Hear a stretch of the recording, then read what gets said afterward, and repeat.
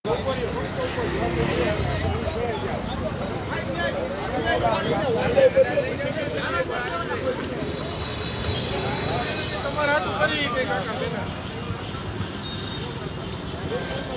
મિત્રો, સ્વાગત છે તમારું મોરબી અપડેટમાં. હું છું વિપુલ પ્રજાપતિ. મોરબીનો 50 રોડ જે છે છેલ્લા 1 વર્ષ પહેલાં 3 કરોડથી વધારાની રકમથી જે છે મંજૂર થયો છે ને 1 વર્ષથી એનું કામકાજ ચાલુ છે. ત્યારે ચાલુ કામકાજમાં જે કામ જે અમુક જગ્યાએ પૂરું થઈ ગયું છે ત્યાં જ 15 થી 20 દિવસની અંદર જ ગાબડા પડતા અત્યારે આમ આદમી પાર્ટી દ્વારા સ્થાનિકોને સાથે રાખીને વિરોધ પ્રદર્શન કરવામાં આવ્યું છે. ત્યારે અત્યારે તમે જોઈ રહ્યા છો કે અત્યારે આ રસ્તો જે છે તે બંધ કરી દેવામાં આવ્યો છે. રસ્તો બંધ કરી અને વિરોધ પ્રદર્શન જે છે કરવામાં આવી રહ્યું છે.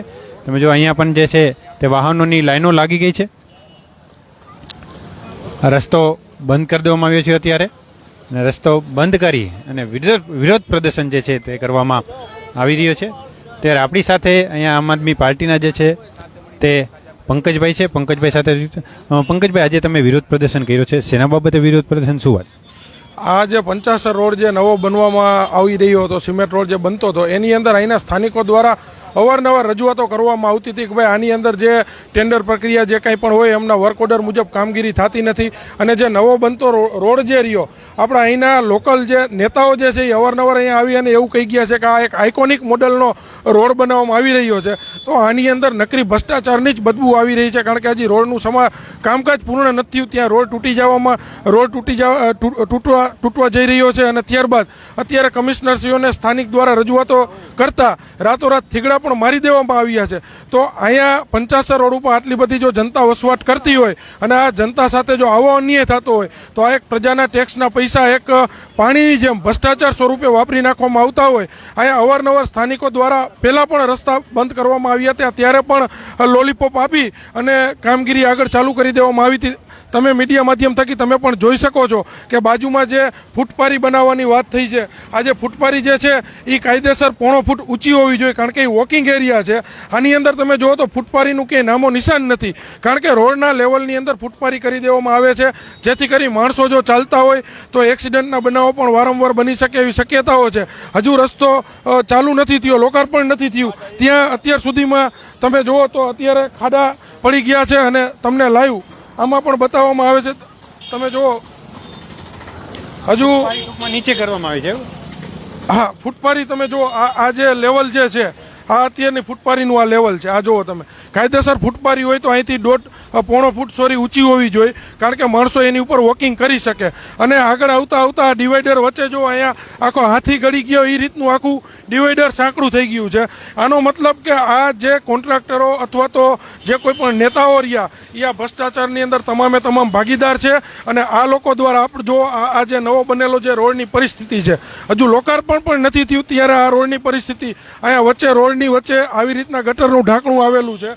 હવે આ હેવી વાહનો ચલાવવા માટેનો રોડ છે અને આવી પરિસ્થિતિ હજુ થઈ ગઈ છે. હજુ અહીંથી લોકાર્પણ પણ કરવામાં આવ્યું નથી. અને અહીંના જે નેતાઓ છે એમના દ્વારા મોટી બડી વાતો કરવામાં આવે છે, એના સિવાય કંઈ કરવામાં આવતું નથી. એટલે સ્થાનિકોને આજે સાથે રાખી અને રસ્તા રોકો આંદોલન કરવામાં આવ્યું છે, કારણ કે અવારનવાર રજૂઆતો કરવા છતાં પણ કોઈ કામગીરી થતી નથી અને મનગઢત જે ડિવાઈડરો વચ્ચેના કરી નાખવામાં આવતા હોય છે.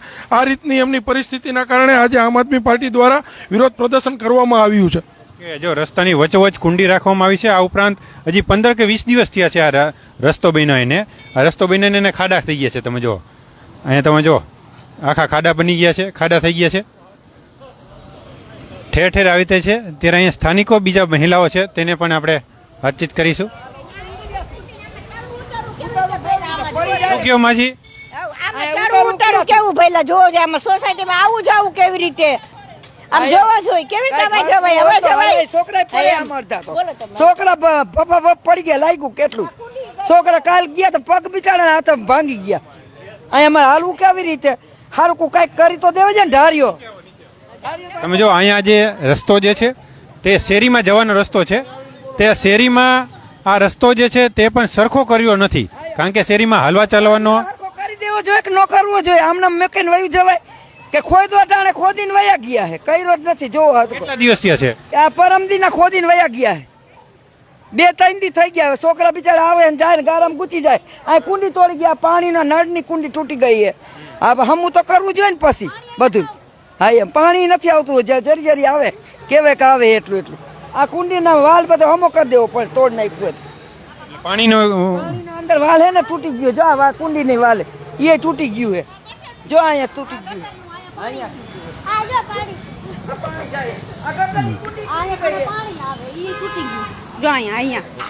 પાણીની લાઈન પણ તોડી નાખી.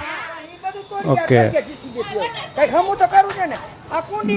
ગટર તોડી નાખી છે, પાણીનો લાઈન પણ તોડી નાખી છે, પરંતુ આ શેરીમાંથી જવું તો કેવી રીતે જવું? જવો કેટલી બધી ઊંચી શેરી છે અને રોડ કેટલો નીચો છે.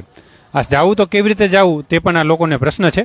ત્યારે અત્યારે આમ આદમી પાર્ટીએ સ્થાનિકોને સાથે રાખીને વિરોધ પ્રદર્શન કર્યું છે અને આ રોડ જે છે તે 3,22,00,000ના ખર્ચે જે છે તે મંજૂર થયો છે અને 1 વર્ષથી આનું કામ ચાલુ છે, પરંતુ હજી સુધી પૂરું નથી થયો અને જો થયો છે જે જગ્યાએ ત્યાં પણ આવા જે ખાડા જે છે તે પડી ગયા છે, જેના કારણે આ સ્થાનિકોએ જે છે આજે રસ્તો બંધ કરી અને વિરોધ પ્રદર્શન કર્યો છે. અગાઉ પણ 2 થી 3 વખત આવી રીતે વિરોધ પ્રદર્શન કરવામાં આવ્યું છે, પરંતુ કોઈ ઉકેલ એનો આવ્યો નથી. માત્ર જ્યારે વિરોધ પ્રદર્શન કરવામાં આવે ત્યારે ઉપર થીગડા મારી દેવામાં આવે છે અને પછી એમ કહે છે થઈ ગયું છે એમ કરી થીગડા મારી અને કામ ચલાવ થીગડા મારી દેવામાં આવે છે. અહીંયા સ્થાનિક છે બીજા કોઈ સ્થાનિક?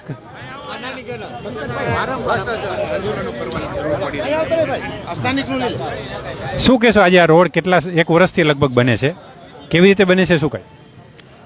સૌથી પહેલાં તો પંચાસર રોડ ઉપર જે અત્યારે કામ ચાલી રહ્યું છે અને પહેલી વાત એ છે કે બંને બાજુથી થોડાક જે દબાણો છે એ દબાણો થોડાક હટે અને તો જેના કારણે છે એ સ્થાનિકોને પણ તકલીફ ના પડે અને વ્યવસ્થિત રીતે અહીંથી લોકો છે એ સારી રીતે યોગ્ય રીતે છે એ જઈ શકે એવી એક તો સ્થાનિકો દ્વારા અમારી માંગણી છે. બીજી વાત, આ માંગણી અમે લગભગ આ 4થી વખત રોડ બંધ કરાવેલો છે અને આ 4થી વખત રોડ બંધ કરાવ્યો છે એ હું કોઈ પાર્ટી કે એને સાથે છે હું નથી. પહેલી વાત આ છે, હું એક આમ આદમી અહીંનો સ્થાનિક રહેવાસી છું.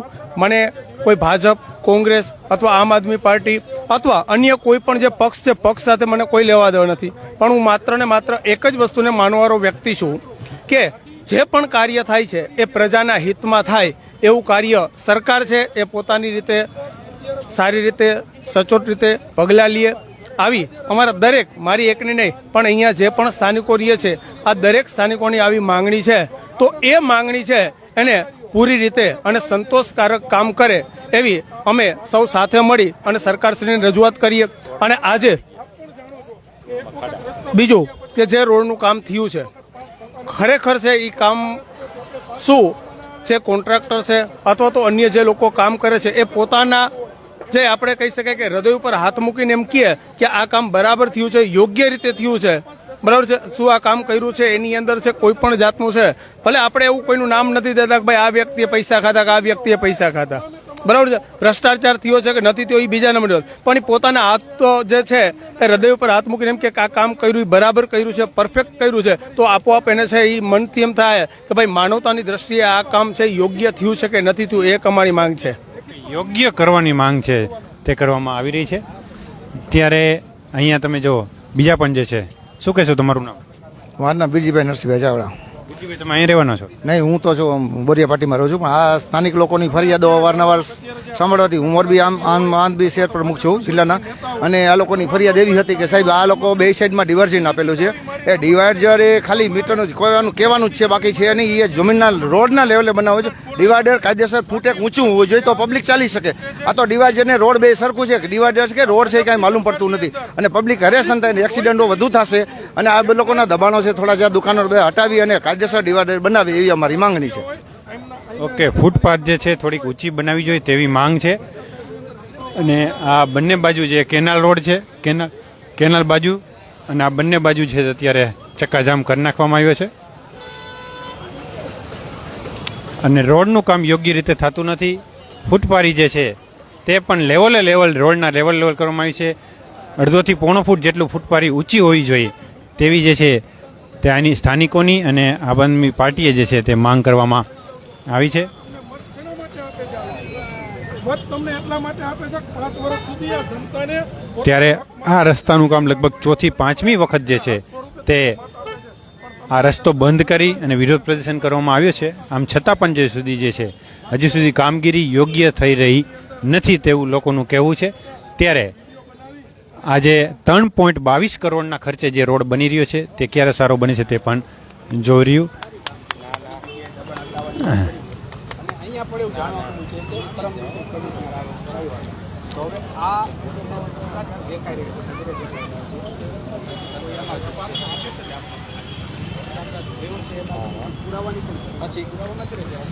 શું કહેશો આજે આ રોડ બાબતે તમે?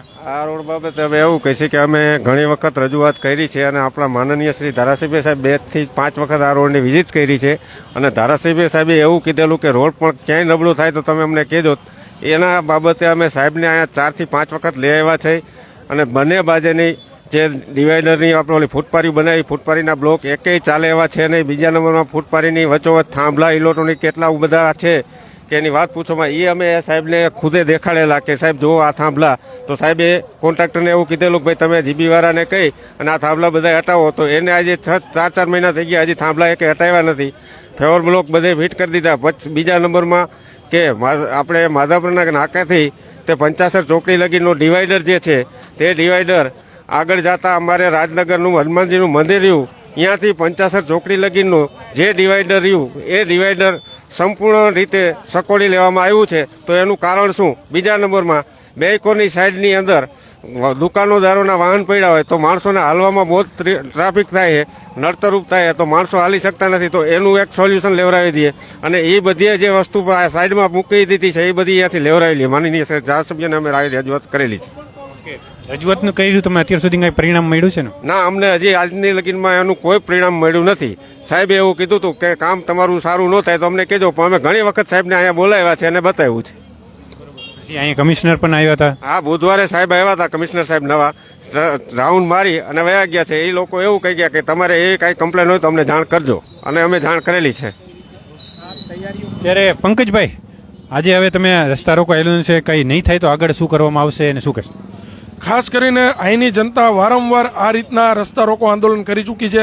એમનું કોઈ પણ નિરાકરણ આવતું નથી. આજ વિરોધ પક્ષ તરીકે અમે એક આમની પાસે જવાબ માંગીએ છીએ કે અમે રસ્તા રોકવા માટે મજબૂર એટલા માટે બનીએ છીએ કે તમે કોઈ લેખિતમાં આપતા નથી.